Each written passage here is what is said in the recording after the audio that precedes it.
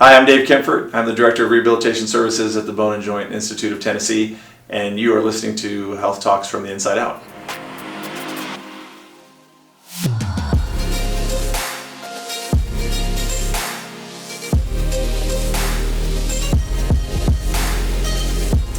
Dave Kempfert from the Bone and Joint Institute of Tennessee. Thank you for joining me today on the podcast. Yeah, thanks for having me. Glad to be here. Yes, thank you. Okay, so you have a very interesting background that I think some people might be interested to hear about. Can you give us a little bit about that and tell us how you ended up in your career? Yeah, for sure. So I grew up in Missoula, Montana, so western Montana. Ended up marrying a Florida girl, and that's how I ended up here, is we had to have a compromise. Yes. But my background was, I was an old football player in high school and college. I got to play football at the University of Montana and go Grizzlies. Yes. And ended up getting a chance to play in the NFL with 3 different teams over 4 years. And so for a long time, my life was always just around athletes. I had a love for the human body and athletics and those types of things. So I was always kind of driven towards some kind of a healthcare position or job. Kind of had settled on physical therapy. And then for a long time, because of my sports background and the chance to play in the NFL, I got to see that done at a really high level with rehabilitation and things like that, athletic training. And so I always thought I wanted to be around athletes. And then what happened is, over time, I realized that I loved being able to help everybody reach their goals, not just athletes. And so for a while, I thought I would work in like just the sports field only. But then realized that because of the love for the profession of physical therapy, I wanted to be around athletes. I certainly love treating athletes, but I also enjoyed helping other people achieve their goals. Because a lot of people have things they want to get back to at a high level, even if it's not athletics. And it may just be an active lifestyle. It may just be being able to participate in things with their family or hobbies or recreation or things like that.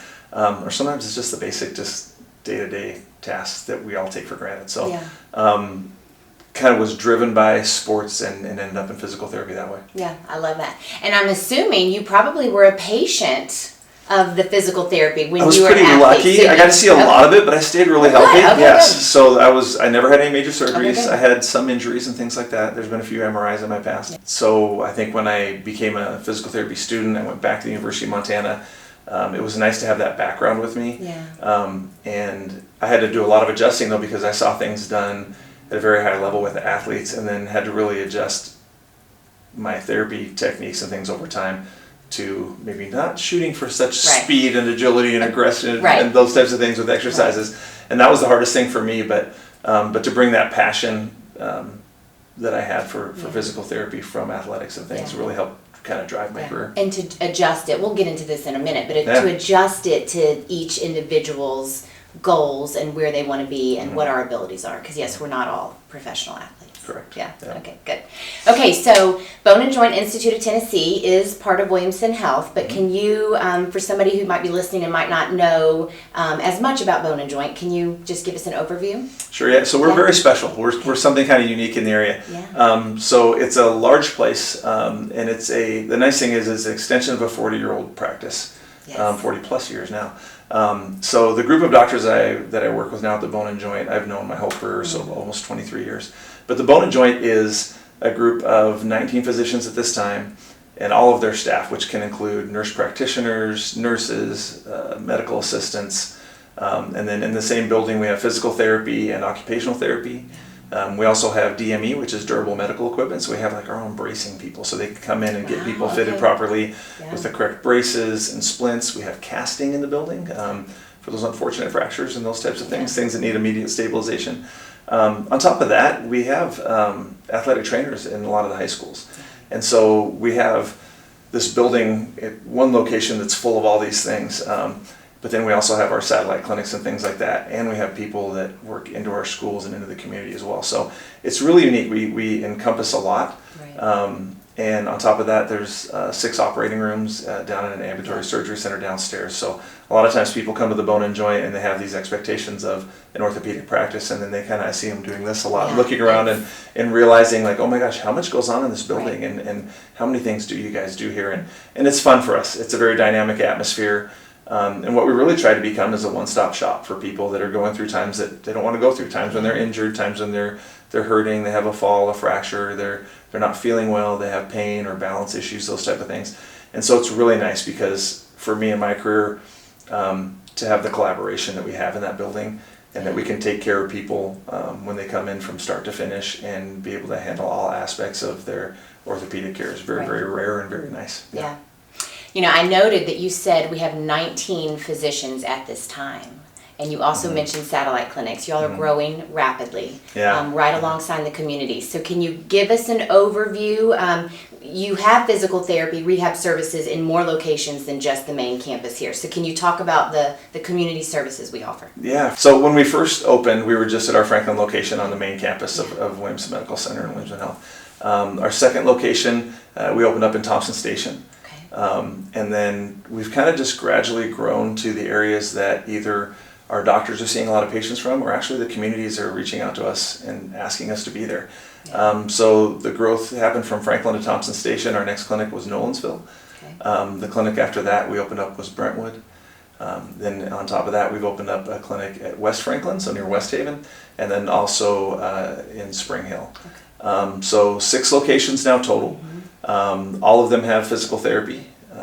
The exciting part of this is that the Spring Hill Clinic is staffed by doctors during the week as well.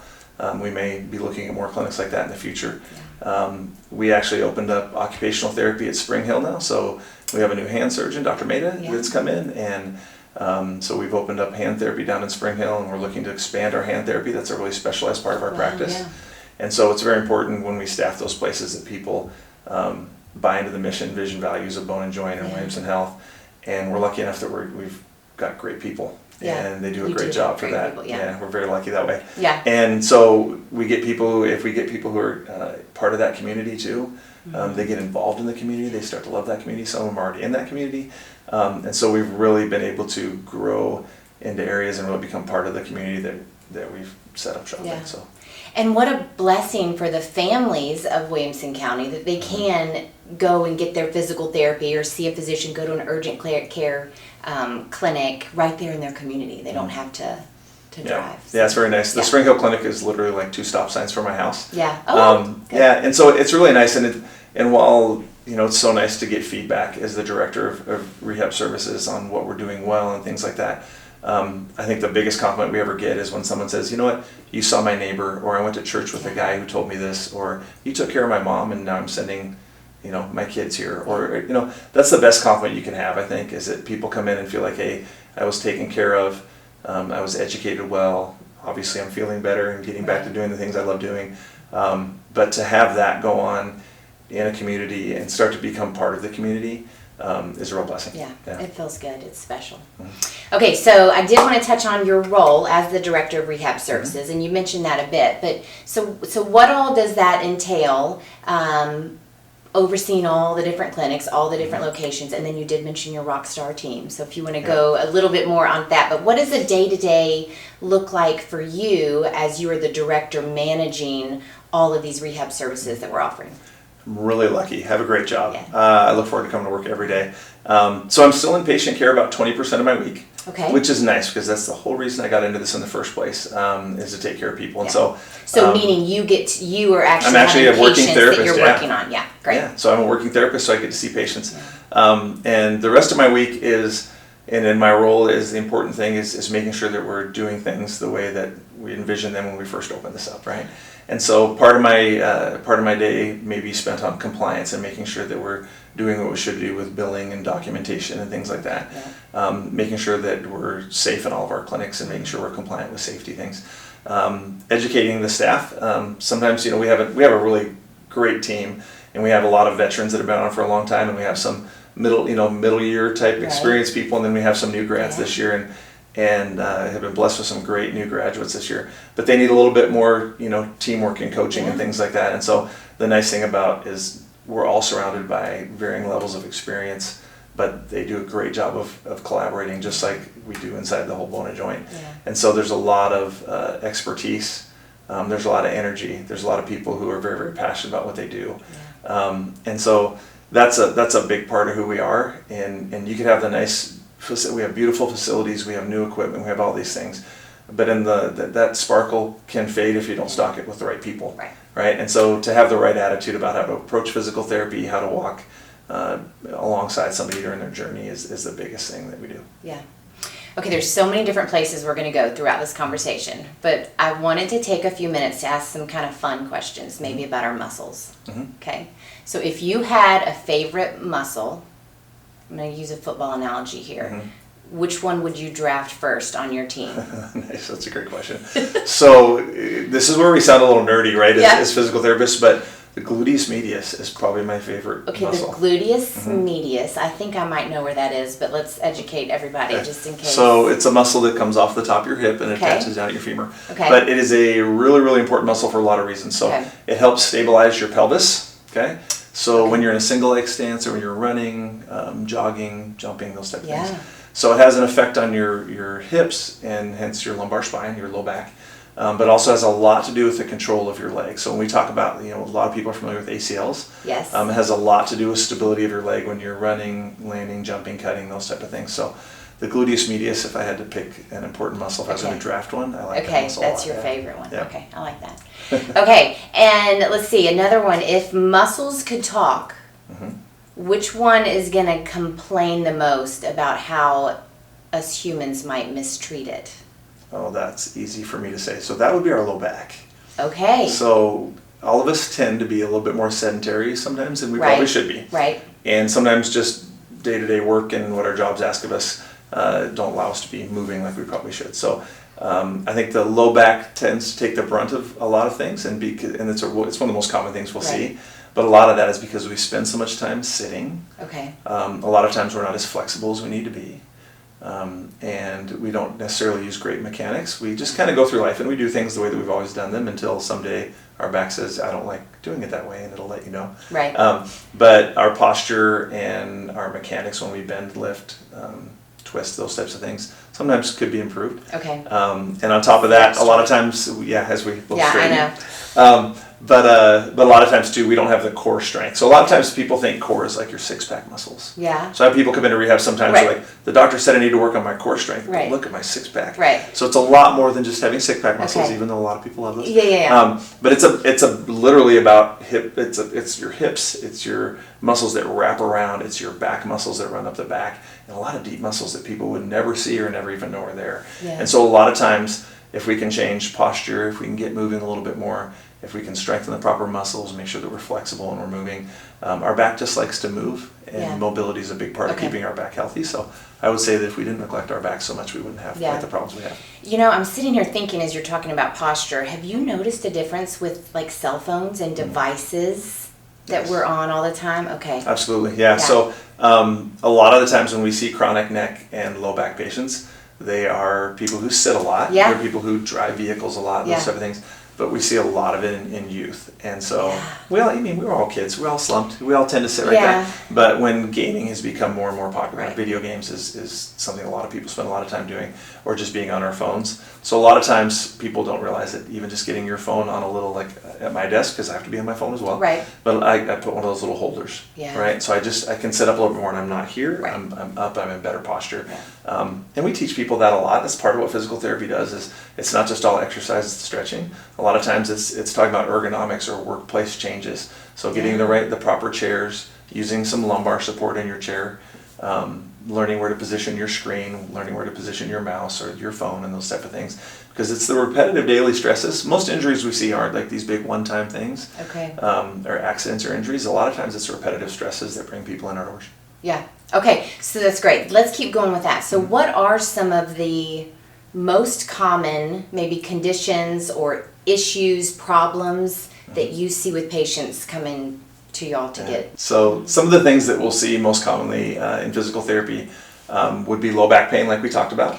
But we'll also see things like strains and sprains. Those are really common. So a sprain is more of a ligament injury, which connects bone to bone, and a strain is more muscle tendon unit, which connects the muscle to bone. Okay. So those are Say really that common. again. I think that's so interesting because that's lay people. Yeah. So sprain means that you've injured a ligament, which connects Okay. bone to bone. So Okay. if you think about it, when you say you've injured your ankle, you'll hear people say like they've sprained their ankle. Right. And that means more ligament Okay. has been Okay. injured. That's bone to bone. Bone to connection. bone. Okay. And then a strain is more like a muscle strain. So that means the muscle and its tendon that connects the muscle to bone. That's an injury along that. So those are really, really common to see. On top of that, we'll see lots of surgeries at the bone and joint. Unfortunately, lots of people get banged up and they require some surgical intervention. So with the specialists that we have at bone and joint, we have specialists in ankle, knee, hip, lumbar spine, so low back, cervical spine or neck, shoulders, elbows, wrist, fingers. Our occupational therapists are the therapists that see everything kind of from shoulder to fingertip. Yeah. So they'll get some really complicated things that I would never even trying to rehab. Yeah. Because they'll see some really complicated things like tendon injuries and things like that, and tendon repairs. And so those are some of the tough things. And that's a really personal kind of injury to have because our hands are so needed, right? Yeah. So our OT group is a very special group. And we have 4 of them that are OTs, but also they're CHTs. And CHT means they're a certified hand therapist. Okay. And so these are people that have done specialty training specifically in the hand to handle pretty much anything that comes their way with regard to gaining function of your wrist and hand back. So that's a special group to us, and I would put my team up against anybody. They're fantastic. Yeah, they do a great job. Good. So lots of that. We'll see sports injuries, and we'll see a lot of bruises, contusions, those types of things, and those are usually just need a little time and maybe a little instruction on how to get back to moving again. So lots of things come through our door. Yeah. So how does someone know when they need to come see somebody? You know, when we have like some little aches or pains, or maybe we think it was a mild sprain, like how does a patient know when to come in, and maybe more importantly, when does a parent know to bring a child in to be. And you and I know we have kids, and so sometimes if you're like me, you've had those moments where even though I'm a physical therapist, I'm like, yeah, I probably should have looked into that a little further, you know. But don't say tough it out as much. Right, because it's easy to do that as a parent. No, but I think there's some things, and that's a great question because a lot of times, most times we have little injuries or aches and pains, they just go away, right? And so the first thing I would say is if you're having a pain that's not going away over a reasonable amount of time, and it's hard to say what's reasonable, right? Because you don't know if that's, how long that's supposed to last sometimes. But if you're having something that is limiting your function, limiting your range of motion, and it's not going away rather quickly, it's usually a good idea to get that looked at, okay? The other thing I'll tell people is if you have a fall or you get, struck by something, you twist your ankle, and you have a swelling in the joint, that's usually a sign of some damage, okay? So sometimes it can be minor swelling, it doesn't affect your function. You can ride those out a little bit, but if it's not improving, I would say get it looked at. Or obviously if you have a lot of swelling and can't bear weight on a limb, those type of things, those are the times you want to get that looked at, because a lot of times it is something that just requires maybe some bracing, some treatment, maybe some medication, some physical therapy. But sometimes there can be fractures in there that are kind of hidden, right? So sometimes we'll have people get an x-ray in certain cases just to make sure that there's not some kind of deep, sinister thing hiding underneath a little bit of swelling. On top of that too, I'll tell people it's very normal to have aches and pains in joints, right? But if you're limiting range of motion, or it's getting worse over time, or it's becoming something it's feeling like it's a little chronic and it's not going away, those are times to get that looked at, because a lot of times if you catch those things early on, you can do some treatment, you can do some things to make sure it doesn't become a bigger problem in the end, or something that ends up requiring surgery. A real common thing for us is we'll have people that have rotator cuff repairs. So there's 4 muscles in your shoulder, there's one on top of your shoulder that's most commonly injured, but I'll have a lot of people come in and they say, you know what, I had this shoulder pain, I've had it for years, but this time something was different, and it got a little worse, and then it limited my motion, it limited my function, and then one day I never got it looked at, and then one day I felt a pop, right? And so those are those things, if you listen to their stories, you'll hear that a lot. And so a lot of those times we're like, we may have been able to prevent that, or at least treat it and get them on a little better path earlier than hopefully leading to surgery. So not to be dramatic about it, but when you have those things that aren't going away, it's a good thing to get that looked at. And I think this is a good time to ask, so how do patients get to you? Do they have to come through a physician referral, or can a patient call directly and say, I think I want to come in and get a consult or get some therapy sessions? So the neat thing about how PTs are educated that didn't used to be this way is that now PTs have the doctorate of physical therapy. Okay, yes. And so it's 4 years of undergrad and then 3 years of a doctorate. On top of that, the master's program was kind of what I went under. Okay. But we got a lot of specialized training in our master's program that PTs in the past didn't used to get. And so what they've done, and that's allowed us to do, is that we can be the first person people see in almost all 50 states now. Wow. And so they have something called direct access. Okay. And so there are rules, and it's by state to state. But in the state of Tennessee, you can come in without a physician's order. And be seen for physical therapy if you want to. Okay. Okay. Now, sometimes people will call us, and I always like to have that conversation first, because sometimes, if they call and they say, hey, I want to be seen, and we listen to, and we see some red flags kind of coming up on what's going on, sometimes we'll say, hey, this is probably something that's better to see a physician first for. Or if we don't know that, and they come in for their first visit, and we identify some things that are a little scary or a little bit like, okay, this is outside the scope of physical therapy, let's have you referred to a physician, we can do that. Right. The good thing is a lot of people they've already seen their physician if it's something like that, and so they can come in with a physician's order, but if they don't, then we evaluate and treat. Under direct access, we can also refer back to the physician at any time if they're not making a reasonable amount of progress in the time frame that we're seeing them. So it's very safe to do. PTs are educated more on the musculoskeletal system than anybody. Yeah. A lot of people don't know that. And so when we get them into our clinics, that's a nice thing that we can offer, and maybe speed up the ability for people to start getting treatment and get back to doing the things they love without having to go through another route. That being said, the majority of our patients, about 98% of our patients, 99% of our patients come from physician orders, right? Yeah. And that's the normal route that we'll still see. Okay. And because we do a lot of post-op patients, that's how we'll get a lot of people coming in as well. But our number for our physical therapy locations, the main location is 791-2640, and that's the direct line. It's on our website, and then also on our website you'll be able to see all the satellite clinics. So if you have one that's closer to home, you can contact us that way as well. So when a patient does get to you, whether they have self-referred or they've come through a physician order, what does that look like? What are the steps to get them in and get them treated? I know everybody's different, but generally, what are the steps? Yeah, so the thing that we really pride ourselves on is we have to be great listeners, right? And there's no cookbook to physical therapy. I could see 10 people with the exact same injury, not one of them is going to look alike, right? So what we do that first day is we block off a full hour for that therapist to sit down. Yeah. And the most important thing we have is a discussion, right? What's been going on? What is your symptoms? What do you want to get back to doing, right? Getting patients' goals and visions of what they want to get back to doing is really, really important to make that connection, and to help us guide what we want to do with them. So the first day is some talking, some physical testing. So we may look at things like range of motion, strength, balance, whatever is appropriate at that time.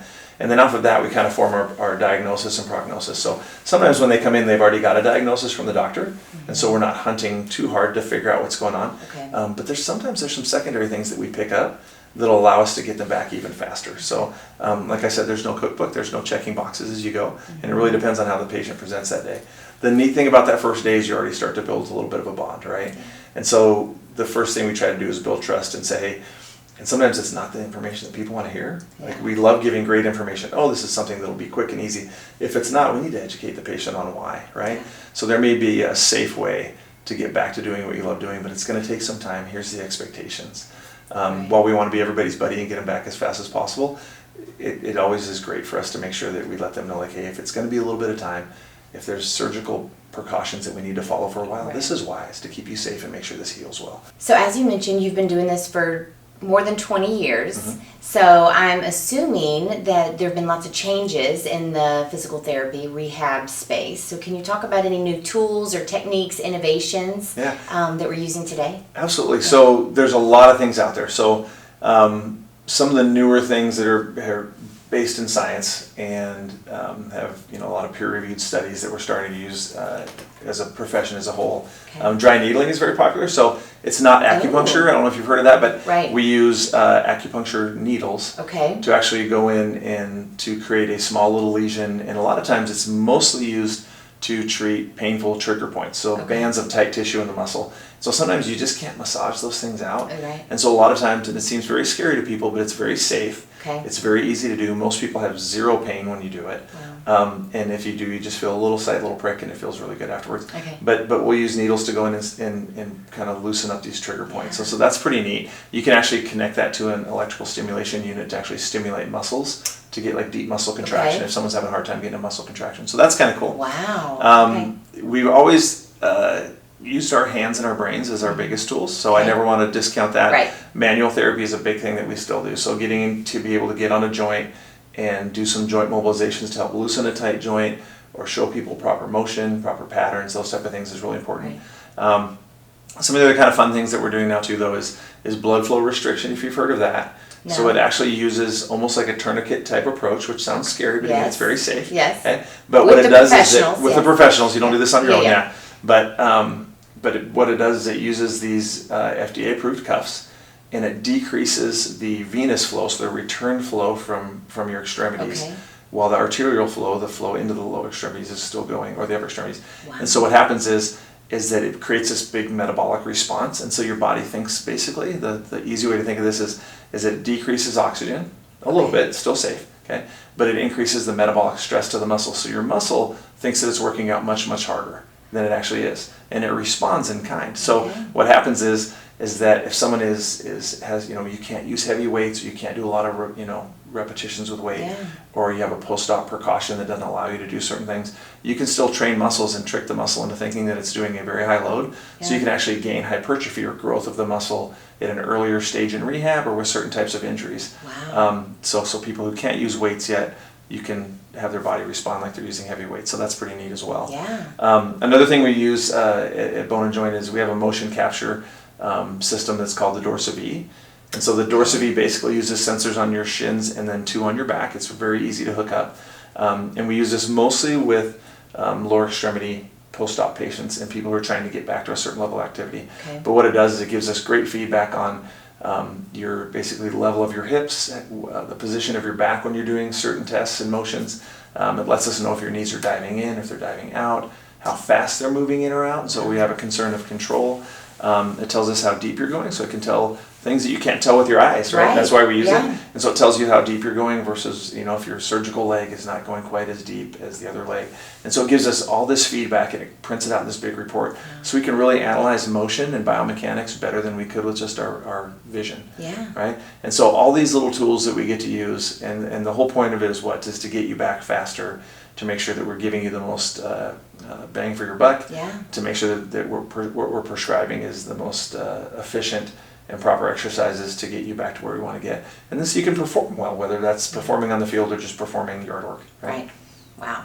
So yeah, each of the bone and joint physicians I know is assigned to one of the Williamson County high schools that does athletics as the team doc.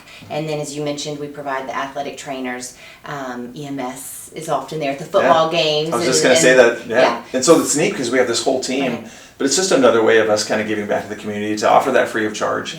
We're lucky to do it, we're blessed to do it, we're thankful to do it. It brings us a lot of joy, and a lot of times on the sidelines you'll see my PT crew roaming around and they're not working it, but they like being a part of it. They want to be there, and a lot of times too, we may have rehabbed a kid back to their sport, and then they'll give us their schedule, like, would you come out and watch me play? And we love doing that, right? And so a lot of times we'll get out there and we have nothing other than just to enjoy watching them love doing what they do, and maybe we get a wink at mom and dad in the stands too, and say thank you for trusting us with your kids' care, and we're proud to get it back. That's good. Okay, so just a few more questions. I'm enjoying asking everybody that sits down with me, what is the most rewarding part of your job? And is there a patient, of course without giving personal information, is there a patient story that has kind of stuck with you over the years? Yeah, like I said, it's a very personal job. You're in front of people, you're talking, sometimes you're putting your hands on them, but you're there from the start and you're there all the way through the whole process. So to be able to walk alongside somebody during that is always a fantastic part of my job. The other thing I love about my job, it's always problem solving. Like I said, there's nobody who looks the same. And so it's a very creative job.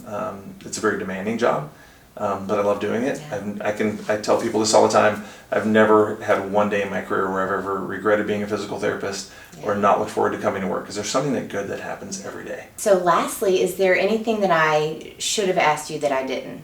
Oh, I think you asked a lot of great questions. I do think that the biggest thing that I would want to get out there is that if you have any questions, if you have any concerns, if you're not quite sure if something's normal or not, it's important to speak out, right? A lot of times people will come to us and they'll be like, I don't think this is a big problem, and it might not be. And we'll be like, you know what, I think you just need a little tweak here, a little education here, and this is maybe how we can help you.